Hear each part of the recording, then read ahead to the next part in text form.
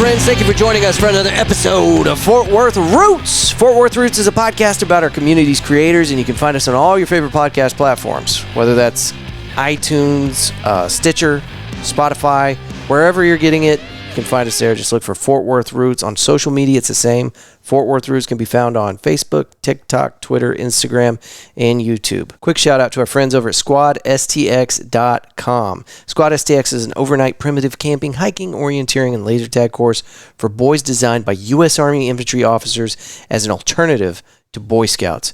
Find all that information at SquadSTX.com. This weekend's event out at River Oak Springfest Car Show went off without a hitch. We had a great turnout, and I just have to say thank you to everybody that stopped by the Fort Worth Roots booth and gave us a little bit of encouragement. We had dozens of people that showed up, said, hey, we're listening to your show. We love it. Please don't stop. And took pictures with us by the banner. Just very good moment for me. So thank you, every single one of you that stopped by the booth, and a big thank you to everybody that just came out to the event. The turnout, like I said, was incredible. Darren Houck, at the very end of the day, I got to run over to him after he'd passed out all the event trophies for the guys and gals that brought out the classic cars. Darren looked exhausted. He was smiling ear to ear. I'm not trying to say you looked bad, dude. You just needed a nap. So I hope you got that nap, a well-deserved one. Thank you to all the volunteers and everybody from every organization that made this possible. We're really looking forward to next year's event. I know there's going to be a number 2 because this one was such a success. We were blessed with some really incredible weather, and I think everybody had a great time. And from my vantage point, it went off without a hitch. I'm sure there's some things I didn't see. I know Mark Nobles was running around like a chicken with his head cut off. I had been looking for him since early morning, and I didn't see him till about 2 o'clock, and that dude was wore out. Everybody gave it 100%. Too many names for me to call them all out, but you were there, you know what you did, and I appreciate it, and everybody else does too. Thank you so much. Darren, let's start working on next year's event. Wanted to give a quick shout out to Amplify 817. We mentioned it in this episode, and I'm really looking forward to doing an interview with one of the members of the staff there at Amplify 817. It's part of the Fort Worth Public Library, and you can go on here and just kind of see what they got going on this page. But the idea is highlighting the musicians that are inside the Fort Worth area playing awesome music, people that have been selected out of their peers as some of the best artists in our area. So check that out. You can listen to their music on this platform, and it's just a great way to get connected with our community. Again, that's amplify817.org. Quick advisory statement for this episode. At the very end of this, I tell my guests that this was an absolute dumpster fire. We were chasing rabbit trails, and there was little to no direction here. All of those statements are true, and I wouldn't change it. I wouldn't have it any other way. And but you do need to know that this one, out of every episode we've ever done, deserves an adult warning for language, dumb ideas that children should never hear, lest they might try them themselves, drug references, sexual content, and much, much more debaucherous stuff. But it was a great episode, very entertaining for me. Anyway, I hope it is for you. But I did want to point out that I filtered through this and I edited out about 20 F-bombs. I left about 100 more in there. So if there are any small children in the room, please escort them out. Thank you. We mentioned a podcast that I guested on in this episode, hosted by Jeffrey Lord. That's the Funky Town Podcast, and this is a very music-heavy episode, I guess. But the Funky Town Podcast is always heavy on music. They play fresh stuff from local artists on every episode, and I think that Jeffrey Lord primarily is in the business of interviewing local artists as kind of his center. So check that out. If you enjoy the musicians that you hear on the Fort Worth Roots podcast, you're going to love the Funky Town Podcast. Our guest today is the frontman for the band Itchy Richie and the Burning Sensation. You can find their information at itchyrichie.com. Stay tuned to the very end of this episode. We're going to be playing a track from the band called The Risk at the very end of the episode, so stay tuned for that. I'll have all the links in the show notes so that you can see more information about our guest. That's enough out of me. Let's give it up for our guest today, Richard Keller. Thank y'all for being here. Let's start the show.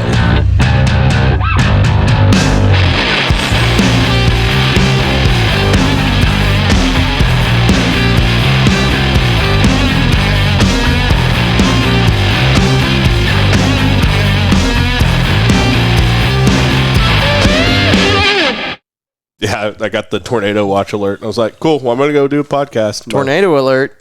Seriously? Yeah, just a watch. It's not. Probably ought to text Morgan. She was like, I'm going to go for a walk. I was like, okay. Now you're like, tornado. It's probably going to be fine. More than likely she'll be good. No, I mean, it doesn't look like it. I haven't looked at the radar. It doesn't look like it's going to hit for a bit. So my theory is if you've never been like exposed to a tornado, they're not real to you. Yeah, no, I agree. Because like for me, I've never experienced a tornado. Oh, yeah. So like whenever we get tornado warnings and shit, I just stay on the couch. I don't take any action or move to shelter. Yeah, so my wife makes fun of me for this because whenever there's a tornado warning, I'm immediately like, all right, like I go, as soon as those sirens go off, we're getting in the closet. She's like, oh, why? I'm like, because I don't want to die. Yeah. Because when I was a kid, the big Mother's Day one, because you grew up around here, right? I remember that. You remember the Mother's Day strip? It was like 92. I wasn't around for it, but I remember the damage. So what happened? What happened was we were at the movie theater in Garland for my mom's for Mother's Day. She wanted to go see a movie, and we're in the movie, and you can hear the storm outside, and that's how you know it's bad. While the movie's going? While the movie's going, you hear. Damn. That's pretty And rough. we were watching that movie Dave. That's why I remember that movie.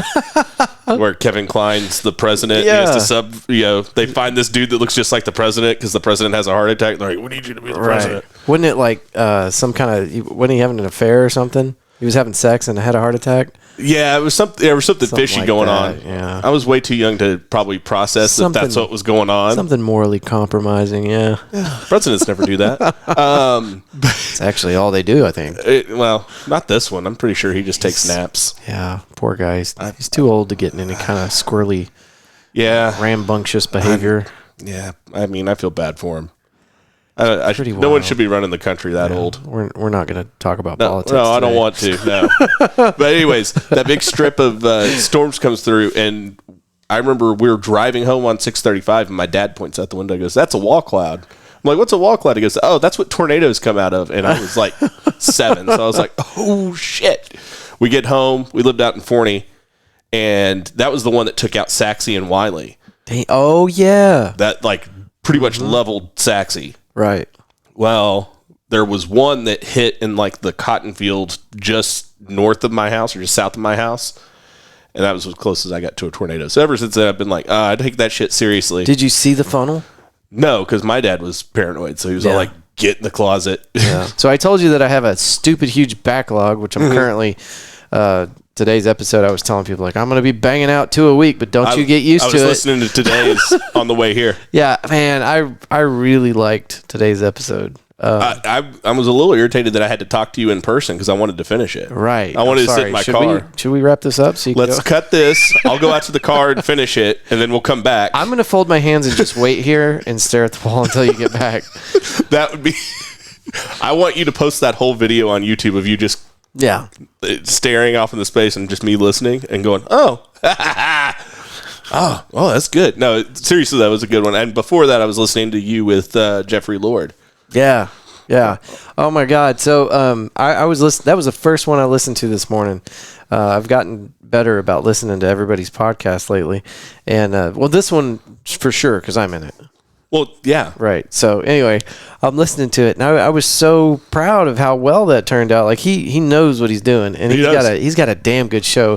He must have played 5 different tracks from 5 different artists. More than that. He had Joe. Well, and I was flipping through it too. So he did. He played Joe Savage, Joe Gorgeous, which I'm not familiar with. I'm not either. He had Frenchie. Frenchie was at the end. Yep. Man, that was a badass track. Yeah, it was. Yeah, that finished hard.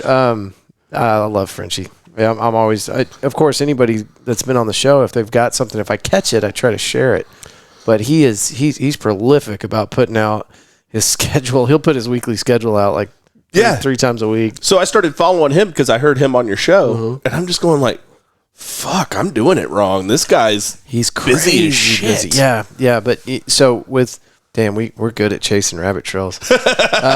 Frenchie is what I've talked to a few musicians that are like this. Carrie and Paul from Late to the Station, Frenchie, and then Matthew Broyles is really good about this too. But they set time in their schedule to like call these different places, and Frenchie will go anywhere. He'll go to Abilene. He was up in Grayford last weekend. He'll play anywhere, and so he's never not busy. Oh, Matt's always playing something. Yeah, because I've known.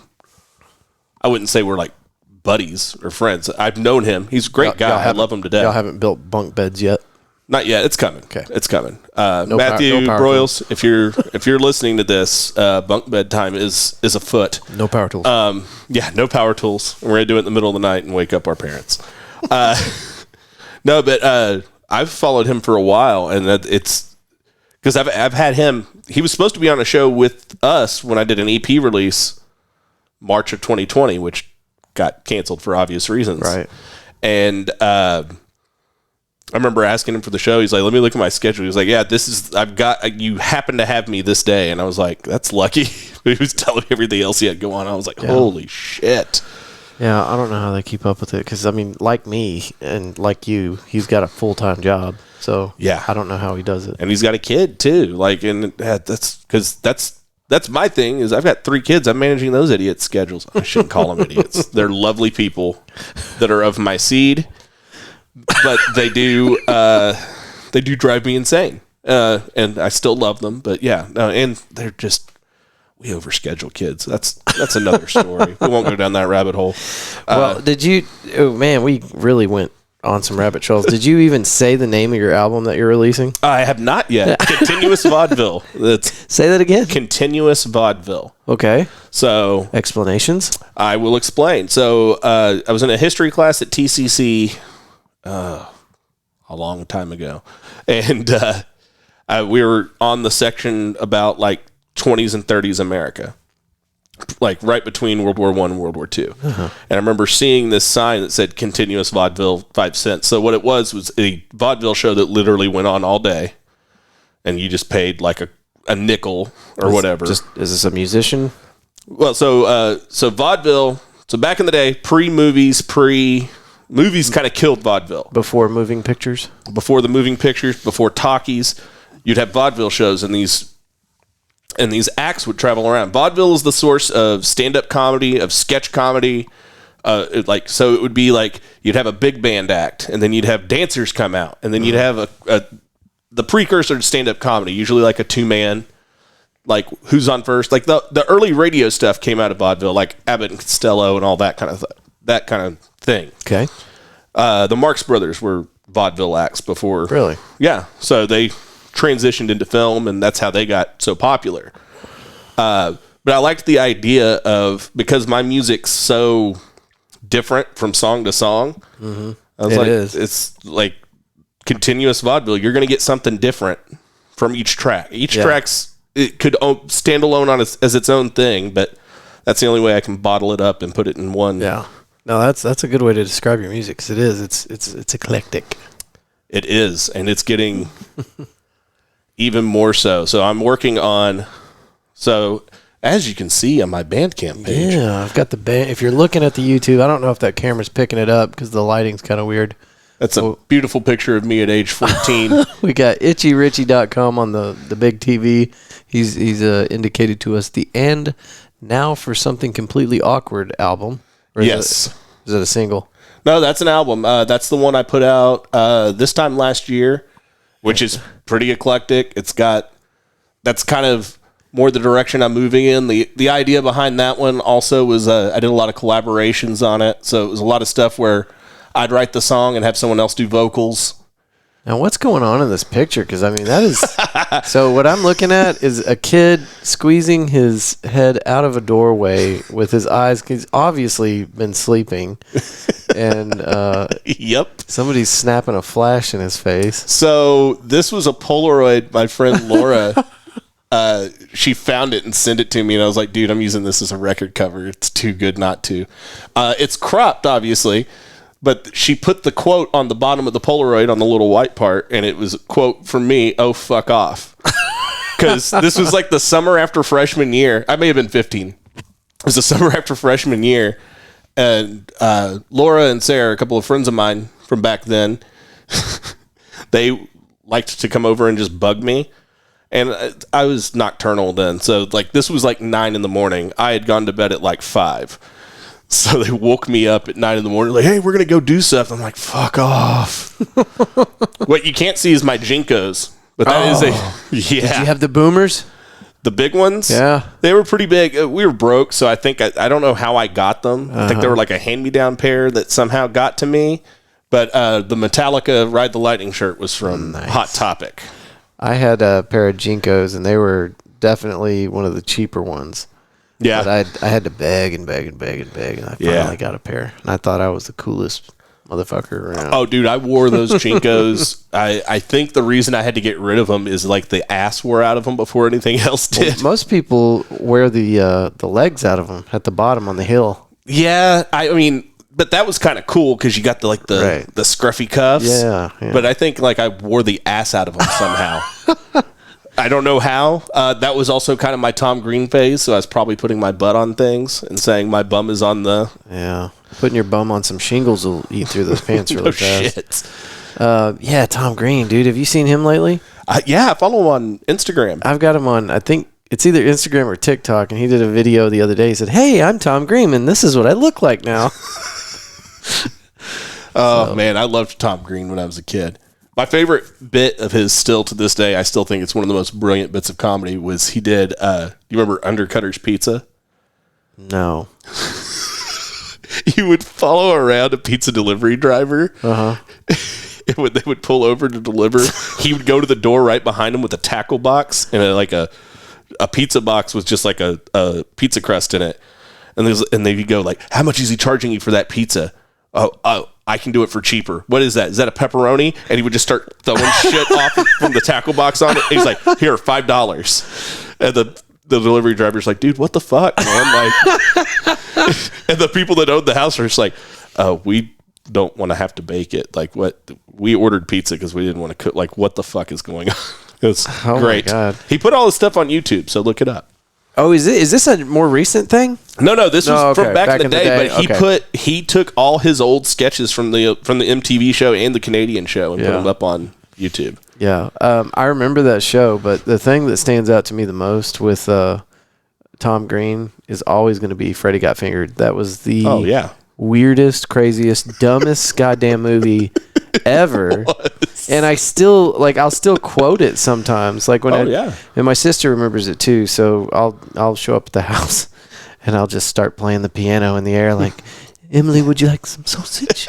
You remember that? He had, it was so crazy. Like, who thinks of this shit? He had wires attached to his fingers in an elaborate pulley system, and he's playing the piano, and when he did that, the wieners are hanging around the ceiling, and it was ridiculous. The other night we were playing spades, and I don't know, I forgot why I said it. I think one of my kids was like walking backwards. I was like, the backwards man. Yeah, I did the backwards man. Oh, my wife said something like in reverse order, and so I started going, I can go fast as you can, the backwards man. And my wife's like, what the fuck are you talking about? And I'm like, Freddy Got Fingered. And my friend Greg was howling, and I was just like, see, someone gets it. Yeah. That was another skit entirely, though, wasn't it? The backwards man? Yeah, it was the same movie, though. Yeah, it was in the movie. It's him wearing a suit backwards in the mirror and just doing all these. Yeah. I think that was something that he had done previously and worked it into the movie. I'm sure. Anyway, whatever. This is why our heads are so screwed up. Because of stuff like Jackass, Tom Green, South Park. Yeah, I mean, this is the stuff that made us. It is. For better or for worse, mostly for worse. Like, when I took my daughter to see Scream, they had the trailer for Jackass Forever, and I'm sitting there going, we need to go see that. And my daughter's like, why would we ever watch that? And I'm like, do you not understand how brilliant Jackass is? Like, have I failed you as a parent? And then I was like, no, you've done the right thing. Oh, we're doing good. Yeah. She hasn't seen it. Because the last thing I need is to take her to the hospital because she thought it was funny to stick a bottle rocket up her ass. Yeah. Not good. Not good parent. She's got more sense than that. Because, let's hope. Well, girls are smarter than boys at that age. Like, they are emotionally weird in terms of, like, they have, like, trouble with emotional management. There's a lot of feelings and stuff, and they don't have context for it, and you have to work through that. But I feel like with boys, like, had the first Jackass movie came out any earlier, I probably would have put a bottle rocket up my ass just because I've been like, hey, this is funny, right, guys? Well, 12 to 14, you're just automatically a pyro anyway, right? Yeah. If it's flammable, you're going to have to test that out. Oh, yeah. Yeah. I think from 12 to probably 16, none of us had eyebrows. No. Let's see. Where's my Roman candle scar? Yeah, I've got a Roman candle scar here from one blowing up in my hand. Roman candle fights. Got to get that out of your system. At least once a year. It's this easy to get dry ice anymore, but used to you could just get it at the grocery store. Not all grocery stores have it. So I have to know where to get it for work sometimes still. And some Kroger's have it sometimes. So we, I want to say this is either Central Market definitely has it. Like a Fiesta, Texas, or a Lion Mart. Or Food Mart. Anyway, one of those Abilene grocery stores. Oh, yeah. Food Lion. We had one in 40. I'll go ahead and throw Cody's name out there. Cody Halford from Abilene, Texas got me into this. We had a 55-gallon drum. That's already, anytime you have a 55-gallon drum, something stupid's about to happen. We took like 2 giant bricks. Like, I don't know how much they weighed, maybe 5, maybe 10 pounds a piece. They usually come in 10-pound bricks when they're fresh. Something like that, yeah. So we get out to the lake, and we unwrap this thing. We start breaking it up and shoving it down the bung hole, which is actually the technical name for that. It's a bung hole. It is a bung hole. Anyway, so I'm shoving this in the bung hole, and we get the cap screwed back on there, and we just push it out to sea. Oh, no. We're out at the lake, And now we were expecting it to just be, fairly quick because we've played with dry ice before. Yeah. You put a little bit in a 3-liter, you got seconds, right? Yeah, you don't have long at all. So we're thinking, 60 seconds max. This thing's going to explode. Well, it's too thick. And so it's holding the pressure, and it's just kind of eking out the bunghole. And was it a metal one? No, it was a plastic ones. Okay. Yeah. So, but we watched this thing for probably 30 minutes going, oh, shit. Where's it going to go, and what's it going to do? Because it's of its own volition now. It's floating out on the lake. And it's out past the break, so the tide's not bringing it in. Well, and we're in kind of a cove, and it's floating towards the neighboring dock on the other side. So we're watching this thing like in absolute horror. Eventually, we're like, all right, nothing's going to happen. Because it just, if it was going to happen, it would have happened, by 30 minutes. It would have happened at some point. For sure. So the only thing we could come up with is the walls were too strong, and it was getting out through the bunghole. Did you put any water in it? I'm sure we did. Okay. Because that would help it break down faster. Cody was a scientist. Before he cooked his arm off, he was... it's the same dude? Yeah. Oh, yeah. Yeah. Cody was like... He was the jackass. Oh, and that's awesome. I was his jackass apprentice. I was down for... You were the guy... You were like the... kind of what Johnny Knoxville does now, because he's broken Timothy Bones, where he'll put everyone else in peril, and he just sits at the side and laughs. I was definitely the more cautious one, but God, dude, Cody would, and so he had a camcorder, and I was involved in most of his dumbest shit. He actually, I'll just air out all his laundry now. He got in trouble one time for knocking over like a whole city block worth of mailboxes, and they caught him, and instead of prosecuting him like with criminal charges, they just decided, okay, well, you're going to fix every one of these mailboxes. Fair. I think that's, yeah. But, like one winter we were on I-20, and they got the big embankments that come off the overpass, on either side, the big concrete slides. Oh, yeah. Well, he had a Barbie car. I think it was his sisters whenever they were growing up, or maybe it was his nieces. I don't know. But he's got this Barbie car. A Power Wheels Barbie car? Yeah. And an adult in one of those, he doesn't fit. Like it's big enough for his ass to sit on, and he gets at the top of this thing. Yeah. And he gets on top of one of those embankments and just goes for it. And I don't know. We've got videos of some of this shit running around. And now he's a doctor of neuroscience. Actually, now he's a cage fighter. That tracks. That tracks. I mean, that makes sense. I mean, you got to be very non-risk adverse to be a cage fighter. That's so if you're willing to Barbie car down an embankment on I-20, you probably have what it takes to take a punch or two. I think so. Yeah. So I'm hoping all that works out well. Where did this all come from? Oh, Jackass Tom movies. Green. Tom Green. This is and yeah. So when is your album coming out? Tell me the name again. So it's Continuous Vaudeville.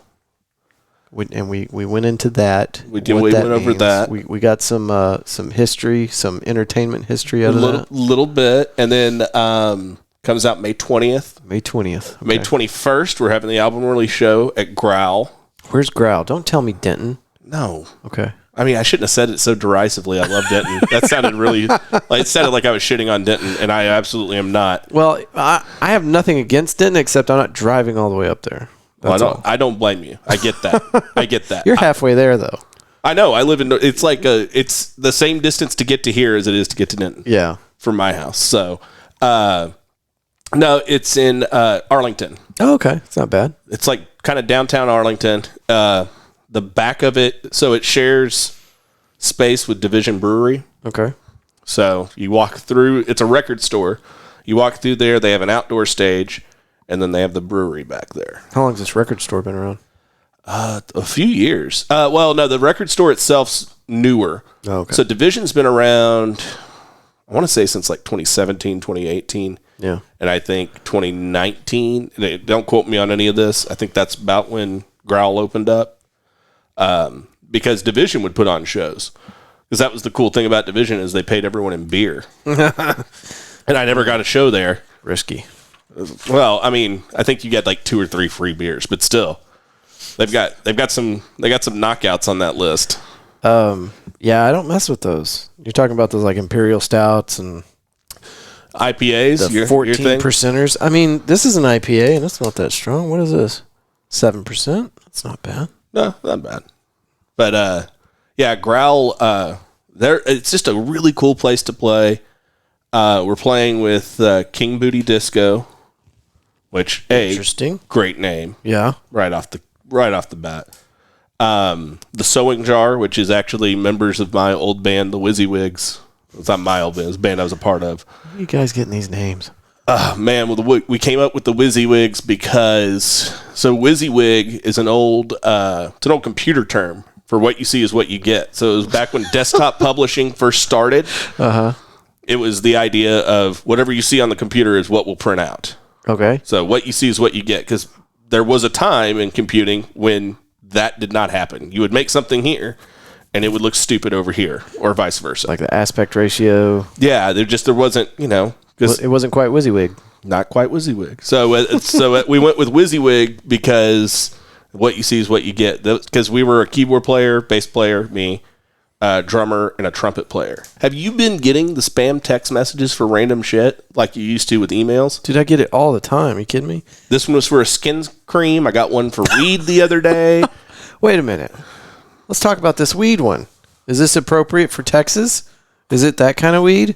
It's CBD, so if it has if it's under a certain THC level, there was a farm bill passed about 1.5 2 years ago. Yeah, but it's such little THC, it's not worth it. Here's the thing you're not understanding, though. The machine that they have to use to determine how much THC is in some of this, there's only like 2 counties in Texas that have it. Oh. So in order for them to do that, they have to package this up, they have to send it to the appropriate county, and it's got to wait until they have time to test it. So depending on what county you're in, now if it's one of those THC pins or something like that. Oh, they must you prepare that's a felony. Fucked. Yeah. That is a felony. But I'm just wondering how they're getting around this. I read a whole article on this whenever that farm bill passed, and they were talking about the machines. Yeah. But so if they find a bag of flour on you or bud or whatever you call it, and they don't know what it is, it's just that. They can smell it and then go, this is marijuana. But they can't charge you with anything until they run it through that machine because of this pesky little bill they passed 2 years ago so that people can grow hemp and make products and whatnot, which is pretty damn fair. That's cool that they did that. But now there's this big problem where they're like, well, we don't know how much THC's in it. Well, and then so there's the other thing that they're skirting around that law is there's been a proliferation, at least in North Fort Worth, and I'm sure everywhere. I've noticed it kind of all over, of all these like vape shops opening up, right? Like smoke shops. They're everywhere.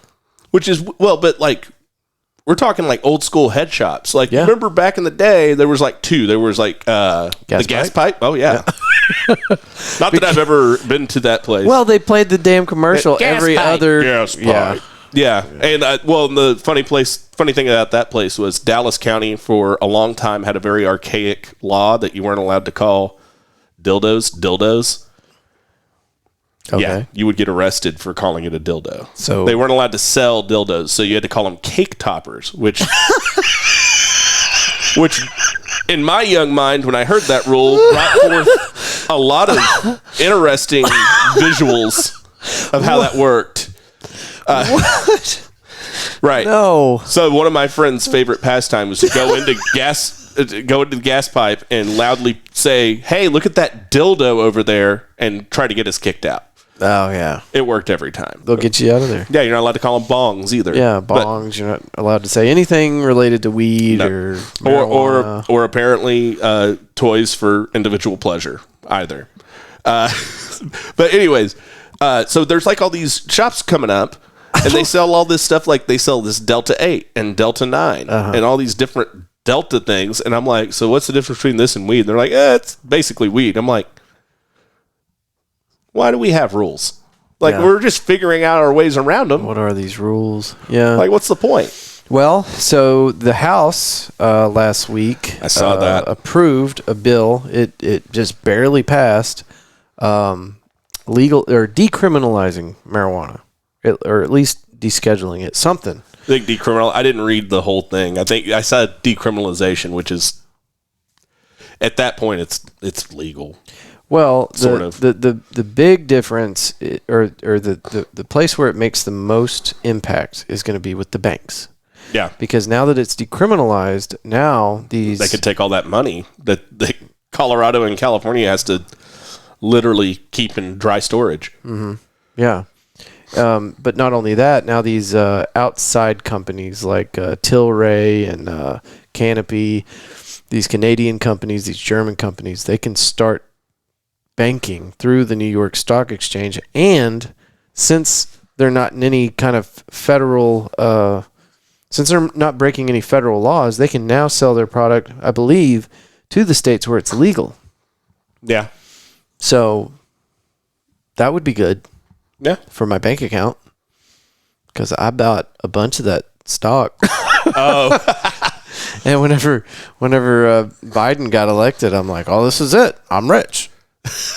And then the stock tanked because Biden didn't do what everybody thought he was going to do. Well, that's the other problem is these things take time. Like, yeah, but they keep voting against it. So well, there's that too. But so we made it past House. Now we just got to make it past Senate. But everybody's going, it ain't going to pass Senate. That's what I keep hearing too. So, but, oh well, we'll try again in 6 months. Whatever.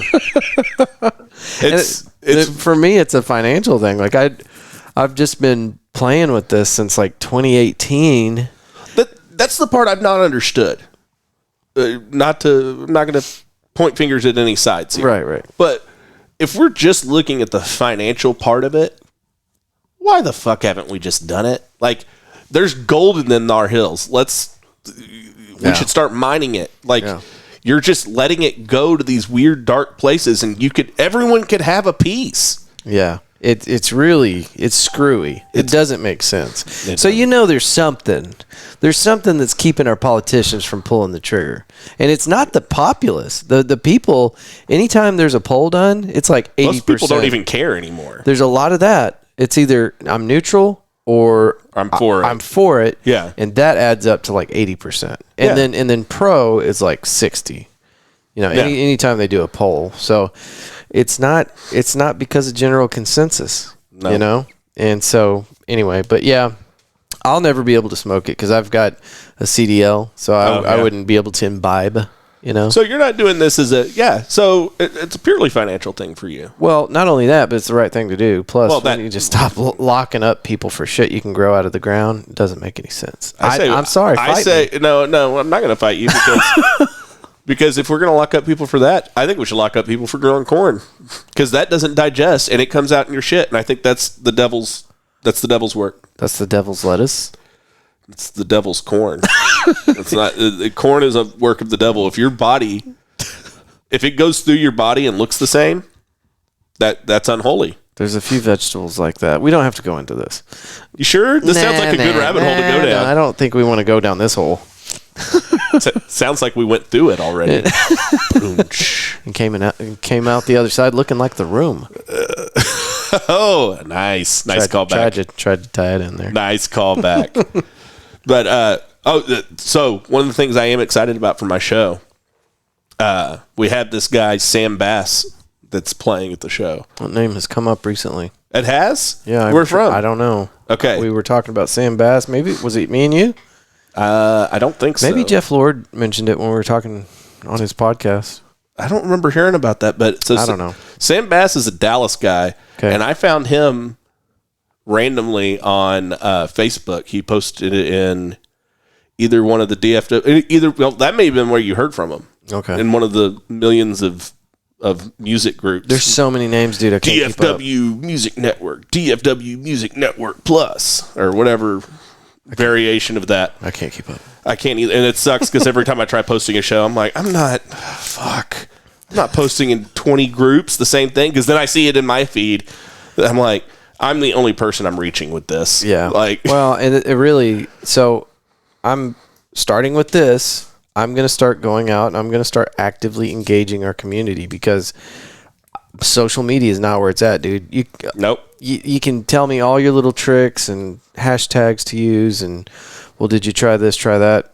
I don't know. There are some people that are able to break through that wall and figure out a way to work with the algorithms. One thing I do know for sure is that the algorithm changes. So if I learn how to use this process today, 3 months from now, it is completely useless. Yeah. So anyway, I am not going to try to reach a new audience through social media. I am going to continue to post stuff. But do it organically. But I want to get out there and start talking to people. That's the only way to do it. It really is. So we just played Deep Ellum Arts Festival Friday. And I saw that. That was one of my... Today, whenever I was looking through your stuff. That was one of my favorite shows that we've played, because that's what I've always wanted. That's the hardest gig to get, is a gig in front of a bunch of strangers. Yeah. Stuff like that, and then stuff like, dude, the more I dig into Amplify 817, that is hands down the best way for an artist to get recognized. It really is. That is a great platform. It is. And everybody knows about it, right? Like, all the musicians know about it. I would hope so at this point. So we need to make sure the people that listen to music other than the musicians know about it. Yes. Well, because I've dived into there a couple of times just to check out, because I got 3 kids. I don't get out much. Like, I stay in my little office and I make my little tunes. And got a badass studio. By the way, we were supposed to do this at your studio. We were. Damn we it. were. Sorry. Next time. Time. I did just, and it's been a fucking shit show in that studio lately. It's just been stacks of bullshit. This place was a disaster 5 minutes before you walked in. Oh, dude. My wife yesterday was like, you're not doing anything today. You think you want to clean your office? I was like, I don't want to, but it needs to happen. Yeah. So I better go do it. So I picked it up a lot. It's a lot better. And hopefully I keep it that way for 15 minutes. That's the problem, is I start recording and then I'll pull a guitar down, start using it, put it to the side because I know I'm going to need it again. Yeah. And then all of a sudden there's this pile of bullshit because I have an L-shaped desk. So there's a semicircle of bullshit behind me of cables and guitars, and then where I've written lyrics and said, oh, those fucking blow, and just throw those to the side, and then pads of paper, and then I come out and I'm like, I'm too tired of this. I'm going to bed. Yeah. It's 2 a.m. I do the same thing, man. I'll be sitting here. I've got the Rodecaster out. Usually that laptop is sitting right here, and there's just shit everywhere. Yep. And then I'm, 4 hours just editing and trimming and cutting, and then this is over here, and I'll do a recording and see how that sounded and put that on, take it out. Yeah, and then it's 2 a.m. and going to bed. Yep. And then the next day you come in and you go, oh, damn. We got raccoons again, Linda.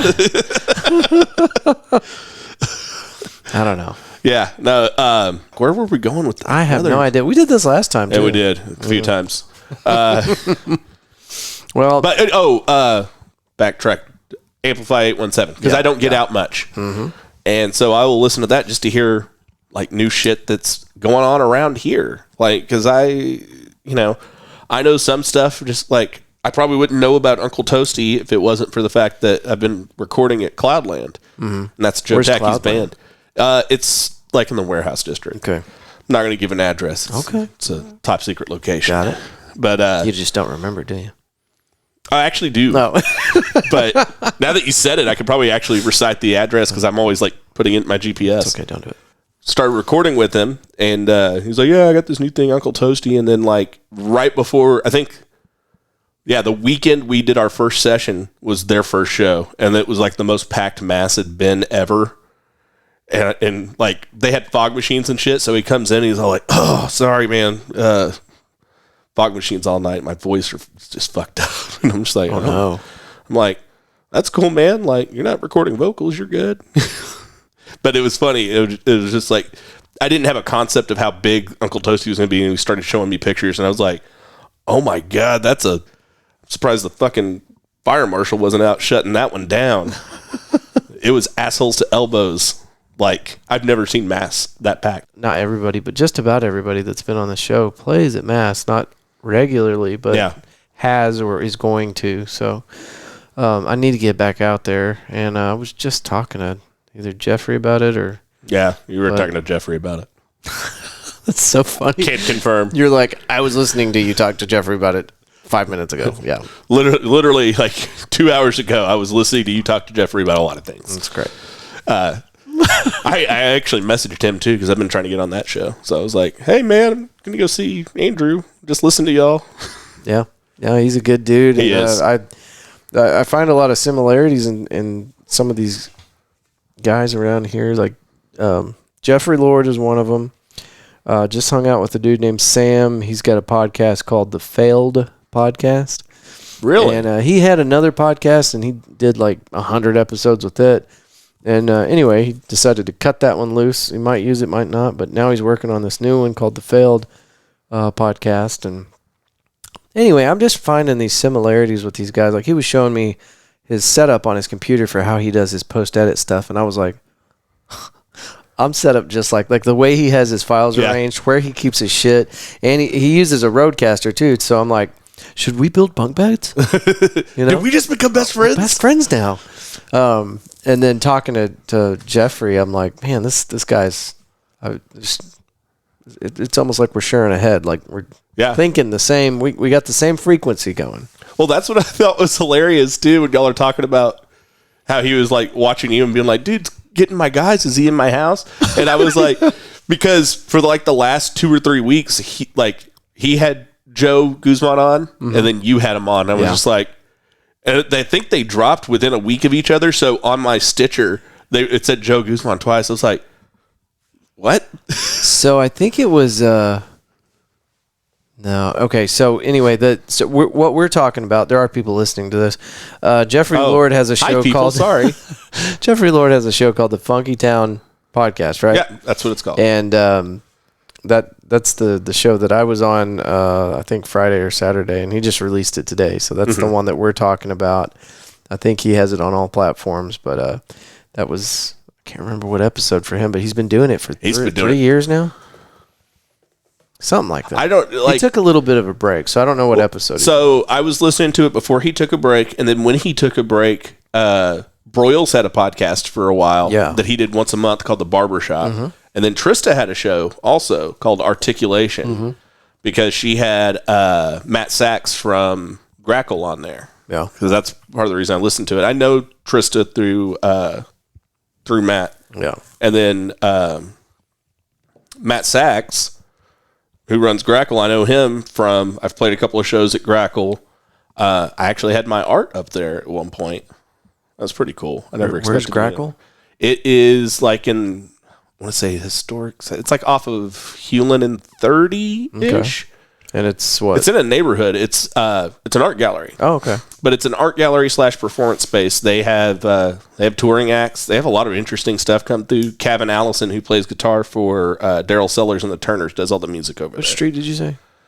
Did you say Hewlin? It's off of Hewlin and like off of 30 in Hewlin. Yeah, Ish. Like the school? Isn't there a school right there?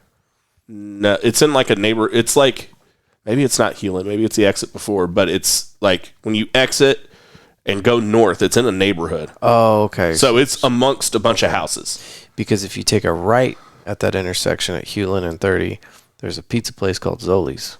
I heard you talking about Zoli's. Damn, dude. Damn.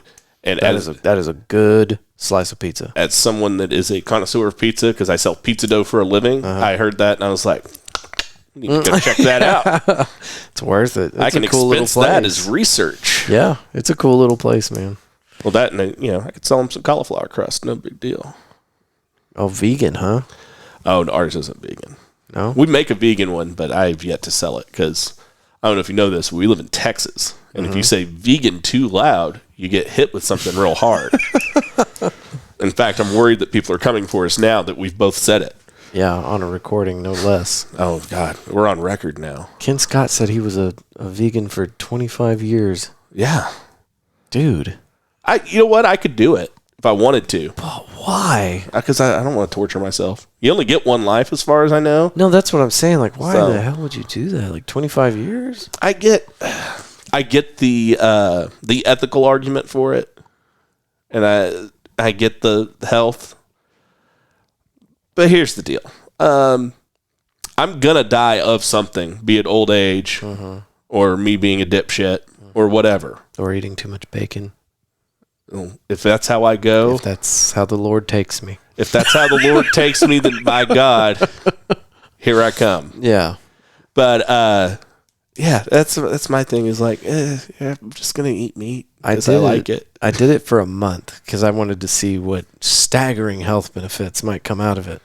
And to be fair, I did not do it right. There's food prep. There's a lot of things you need to do in order to be ready for this.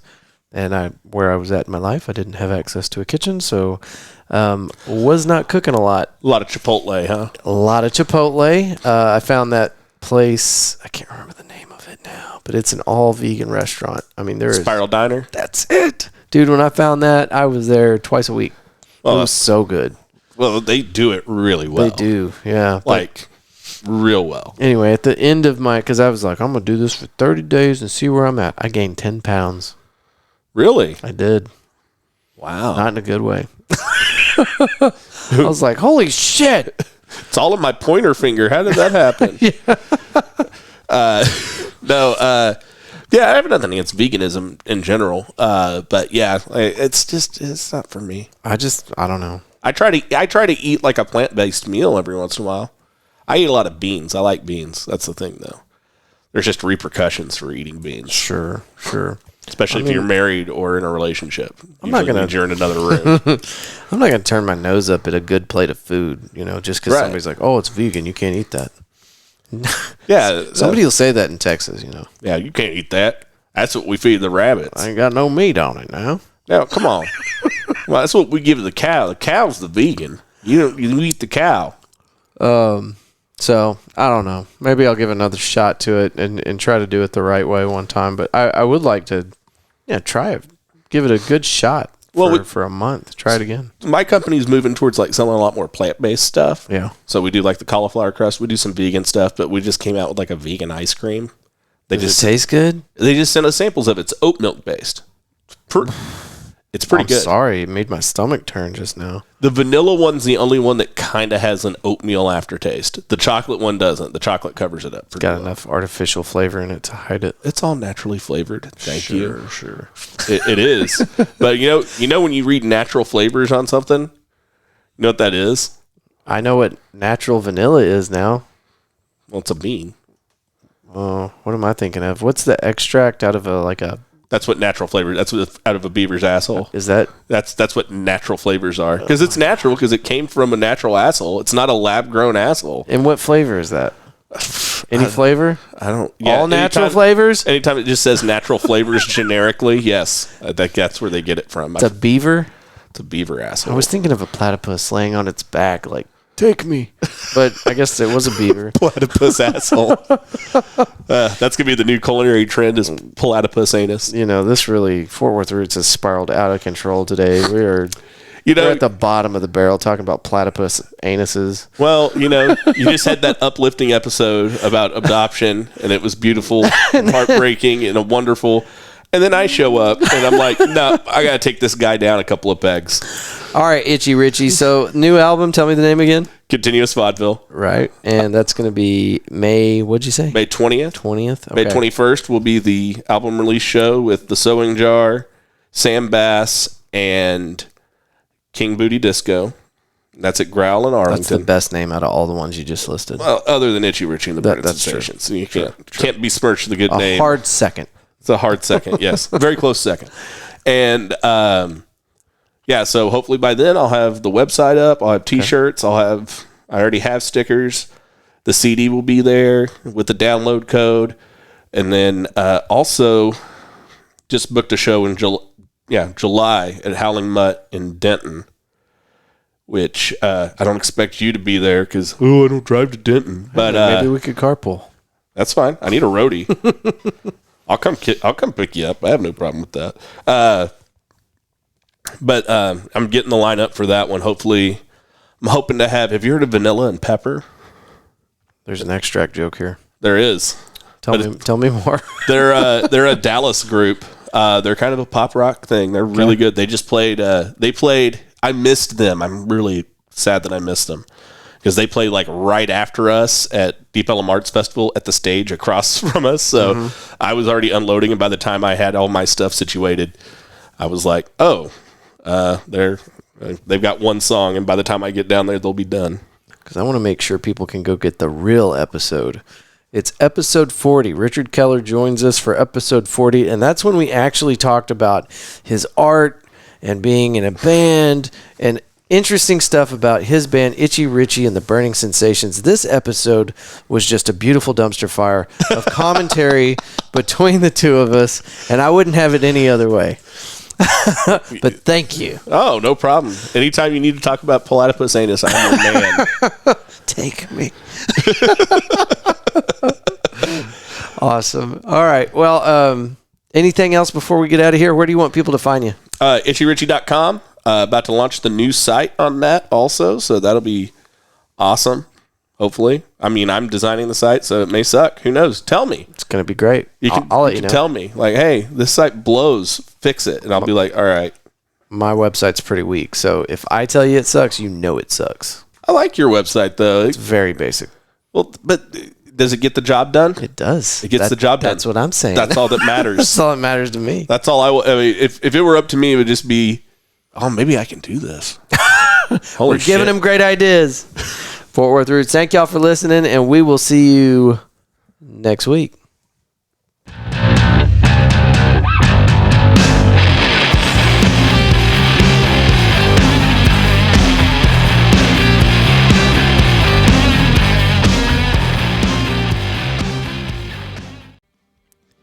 All right, let's start with the apologies. Any platypuses that listen to this recording and were offended, I'd like to offer up my most sincere apologies.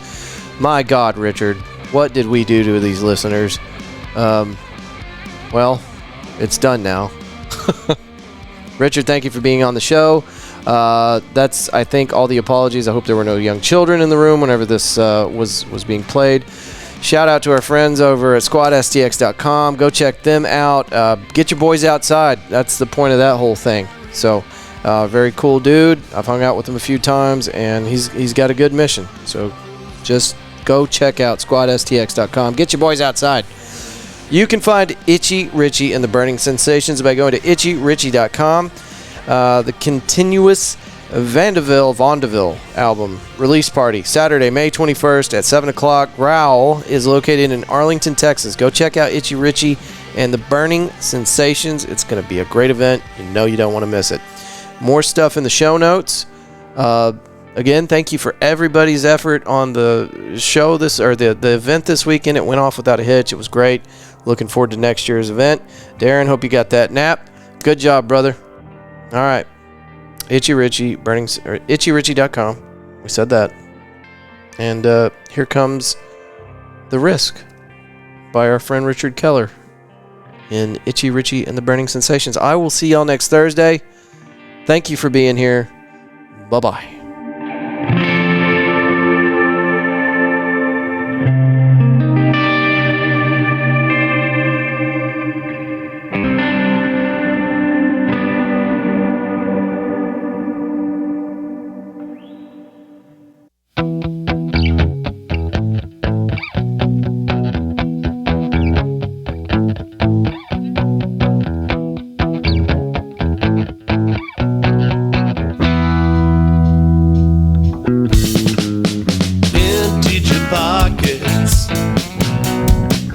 yourself dry.